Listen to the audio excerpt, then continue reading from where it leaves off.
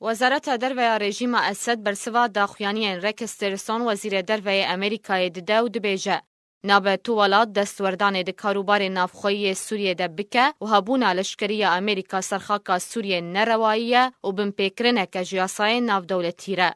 جدرکیج وزارت دروی رژیم اسد داخویانیه که ده جاجانسا سانای رژیم رگود سوریه لبیرا تیلرسون تینه که کاروبار نافخویی هر ولاتکی لجیهانه مافکی ملت و دولتیه و نابه امریکا نرینا خواجی دوی درباره ده بده جبرکو بمپیکرنه جیاسای ناف دولتیره.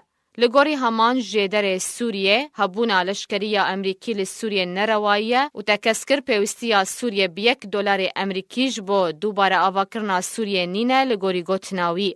داویده وی جدری گوت سوریه و دشار خود لدجی ترور بردوام به. وزیر دروی امریکا رکس تیلرسون گوت بو هزین وی ویل سوریه بمینه و تا اساس سرد سلاطه سوریه هبه او سوریه دوباره آوانا کن.